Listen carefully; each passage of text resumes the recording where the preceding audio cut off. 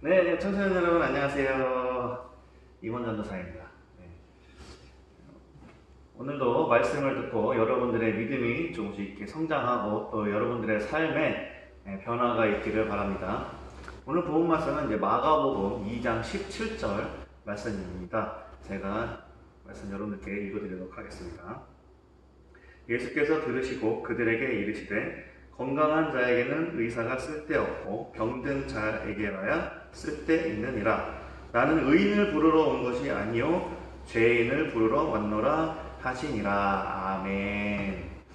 지난 시간에 우리는 믿음에 대하여서 한번 이야기를 나눠보았었습니다. 이번 시간에는 죄에 대해서 한번 이야기를 나눠보고자 하는데요.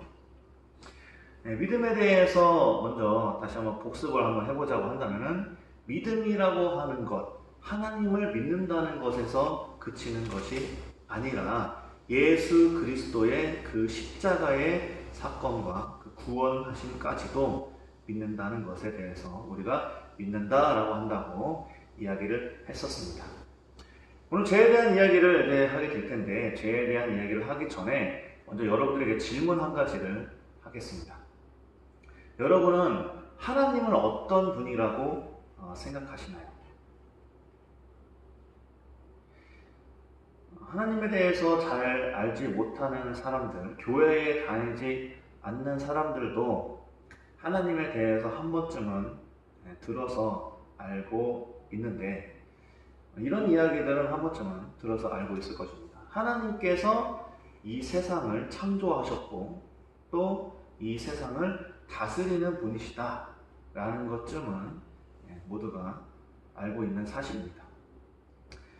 그런데 교회를 조금이라도 더 다녔던 사람들, 신앙생활을 조금이라도 더 했던 사람들은 여기서 조금 더 많은 것을 이야기할 수 있겠죠. 예를 들면 하나님은 선이시다.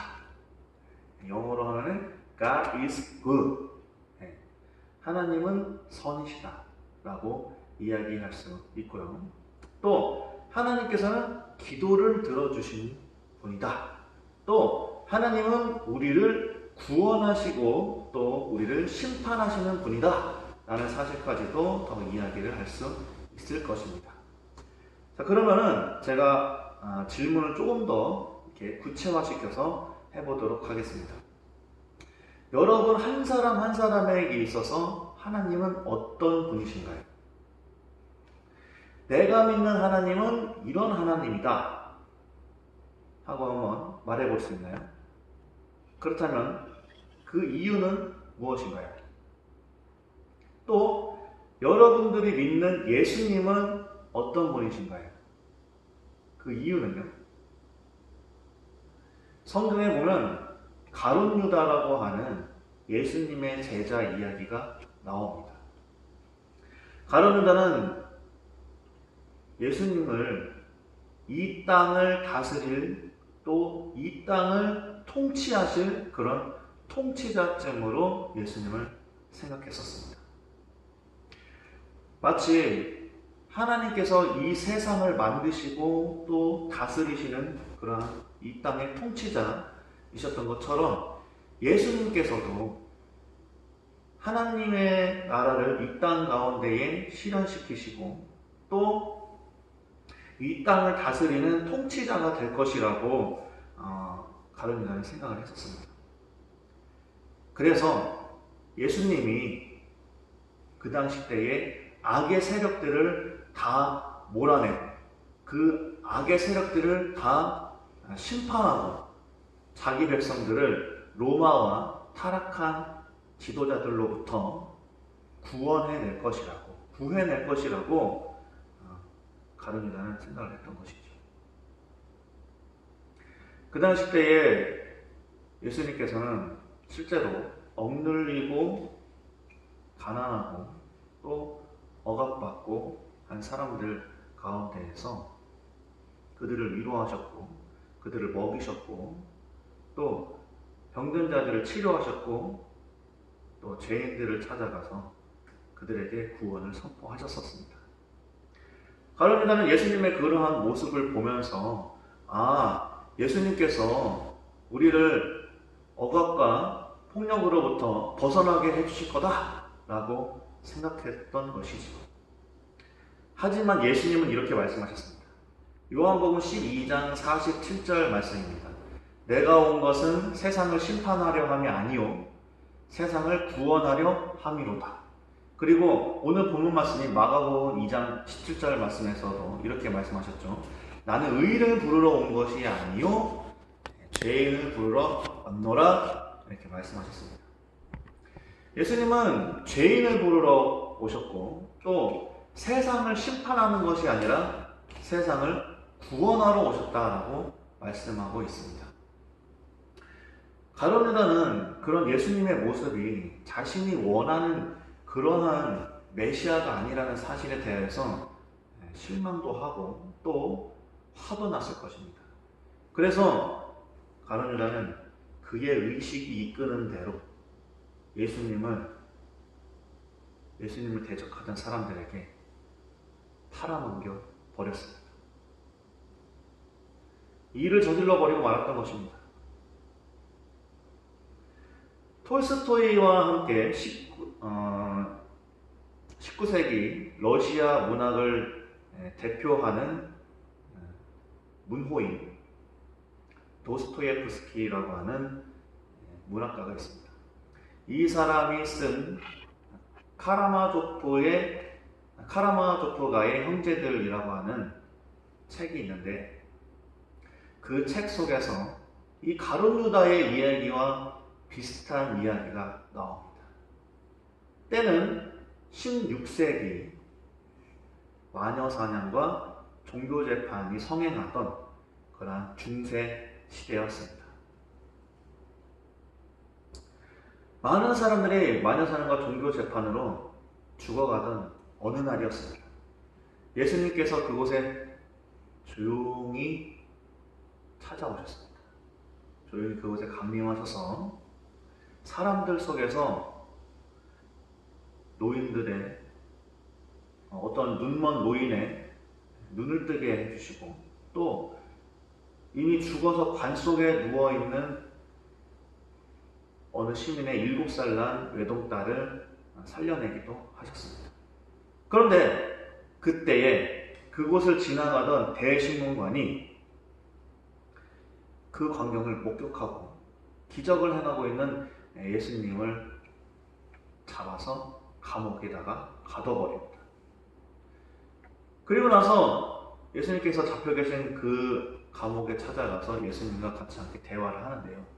그때 이 대신문관이 예수님한테 뭐라고 말하냐면 예수님은 이곳에 필요가 없습니다. 더 이상 당신의 역할은 이곳에서 필요 없습니다. 당신이 이곳에서 할 일은 없습니다. 라고 말합니다. 이 대신문관과 그 당시 때의 종교 지도자들이 원하는 그 예수님은 이미 1500년 전에 십자가에 못 박혀 죽은 채 끝이 난 것입니다. 자, 이제 처음에 우리가 얘기하고자 했었던 죄에 대한 이야기를 한번 해봅시다. 내가 원하는 하나님, 내가 원하는 예수님과 이 죄라는 것이 어떠한 상관관계가 있기에 이렇게 장황하게 이야기를 꺼내놓았는지 궁금해 하시는 분들이 있으실 것입니다. 여러분, 하나님이 나를 만드셨습니까? 아니면 내가 하나님을 만들어낸 것입니까? 당연히 하나님이 나를 만드신 것이죠. 그렇다면 우리는 하나님께서 만드신 그 목적대로 하나님께서 우리를 통해 하시고자 하시는 대로 하나님께서 원하시는 대로 우리가 살아야 하는 것이 당연합니다. 그것은 완전한 선이신 하나님을 따라서 선한 그 세계 속에 사는 그러한 방법입니다. 그런데 반대로 내가 원하는 하나님, 내가 원하는 예수님의 모습을 내가 멋대로 이렇게 만들어 놓고 내가 만들어 놓은 그 울타리 속에서 산다라고 한번 생각을 해봅시다.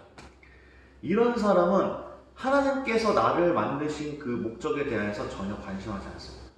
오로지 내가 원하는 것에만 관심이 있습니다. 그것은 아마 물질적인 것, 아니면 관계 속에서 나를 드러내는 것, 아니면 육체의 쾌락을 쫓는 그러한 삶이 되겠죠. 앞에서 말했듯이 하나님께서 나를 창조하신 그 목적대로 사는 것을 선이라고 한다면, 방금 전에 뒤에서 말한 바와 같이 하나님의 창조 목적에 대해서는 관심하지 않고 오직 내가 원하는 것만을 관심하고 사는 것은 죄악이라고 하는 것입니다. 그러므로 바울은 로마서 12장 2절에서 이렇게 말합니다. 너희는 이 세대를 본받지 말고 오직 마음을 새롭게 함으로 변화를 받아 하나님의 선하시고 기뻐하시고 온전한 뜻이 무엇인지 분별하도록 하라. 아멘. 사랑하는 청소년 여러분, 하나님의 선하시고 기뻐하시고 온전하신 뜻이 무엇인지 분별할 수 있기를 바랍니다. 어떻게 분별해야 되는지 모르겠다고요? 분별할 수 있는 지혜를 한번 구해보세요. 하나님 앞에 분별할 수 있는 지혜를 달라고 한번 기도해보세요. 그리고 여러분들의 그 마음속에 계시는 성령님의 말씀에 한번 조용히 귀 기울여보세요. 또 성경을 읽고 성경에 쓰이는 말씀을 통해서도 우리가 분별하고 알 수 있습니다. 예를 들면 이런 거죠. 친구의 뺨을 후려치고 싶을 때 만약 내가 친구의 뺨을 후려치고 싶다 해가지고 바로 친구의 뺨을 확 후려쳐버린다면 그거는 내 기분을 충족시키기 위해서 내가 원하는 것, 내가 원하는 행동을 하는 것이 되겠죠. 이것은 아까 말했듯이 죄가 되겠습니다. 하지만 성경에서 예수님께서 내 이웃을 내 자신과 같이 사랑하라고 말씀하셨고 오른뺨을 치거든 왼뺨도 돌려대라고 말씀하셨으니까 친구의 뺨을 후려치기보다는 용서하고 사랑할 수 있는 마음을 한번 가져보려고 노력한다면 또 그 친구를 불쌍히 여기는 마음을 가지고 하나님 앞에 기도할 수 있다면 그것이야말로 하나님께서 원하시는 선하신 뜻을 우리가 따르는 그러한 삶이 되겠지요. 사랑하는 우리 청소년 여러분, 죄의 종으로 사는 것이 아니라 하나님의 선하신 그 뜻을 따라서 살면서 진정한 행복을 누리며 사는 여러분 되기를 소원합니다. 말씀을 마치겠습니다.